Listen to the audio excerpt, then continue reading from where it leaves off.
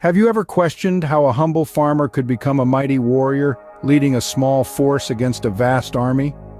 Let's journey back in time to ancient Israel, a land under the harsh oppression of the Midianites.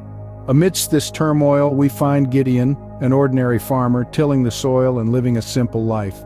But destiny had bigger plans for this humble man. In an extraordinary moment, an angel of the Lord appeared to Gideon, declaring him a mighty warrior. Imagine the surprise, the disbelief. A farmer chosen to liberate his people, Gideon was understandably reluctant. He questioned his calling, his worthiness. He asked, "Why me?" But the divine had faith in him, even when he doubted himself. Gideon's path was not an easy one. It was a journey filled with uncertainty, self-doubt, but also courage and faith. From a humble farmer to a chosen leader, Gideon's journey was just beginning, filled with tests and triumphs. Would you dare to put God to the test as Gideon did? Imagine being called upon by God yet harboring doubts and fears, unsure if the call was divine or merely a figment of your imagination. This was the predicament Gideon found himself in, and in response he did something quite audacious. He tested God, not once but twice. He asked God to manipulate the dew on a piece of fleece, a simple woolen fabric, as a sign of his divine calling.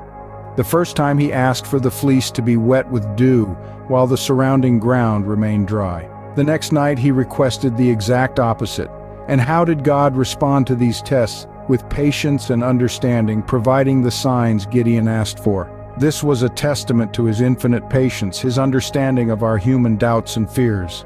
In receiving his answers, Gideon's faith was strengthened, preparing him for the great battle that lay ahead. Imagine facing an army of thousands with only 300 men. Would you dare to proceed? This was the daunting task set before Gideon, an unlikely leader chosen by God to liberate the Israelites from the oppressive rule of the Midianites. As Gideon prepared for battle, his initial army of 32,000 men was drastically reduced to a mere 300. This was no accident, but rather a deliberate instruction from God. The Almighty wanted to make it clear that the forthcoming victory would be His doing, not the result of human strength or numbers. So how does one face an enemy so vastly superior in numbers? The answer lies in divine strategy. God provided Gideon with a plan that was as ingenious as it was unconventional. Each of Gideon's men was equipped with a trumpet, a pitcher, and a torch hidden within the pitcher. At Gideon's signal, they were to blow their trumpets, break the pitchers, and hold the torches high, creating an illusion of a vast army surrounding the Midianites. This strategy played into the fears and suspicions of the Midianites. The sudden cacophony of trumpets, the sight of countless torches piercing the darkness, and the shards of broken pitchers glittering in the torchlight sent the enemy camp into a frenzy. The Midianites, in their confusion and terror, turned on each other, their swords becoming instruments of their own destruction. The results were nothing short of miraculous. With God's wisdom guiding him and a small band of 300 men, Gideon achieved what seemed unthinkable: victory over the Midianite army. The Israelites were finally freed from the yoke of Midianite oppression, their liberation a testament to God's power and providence.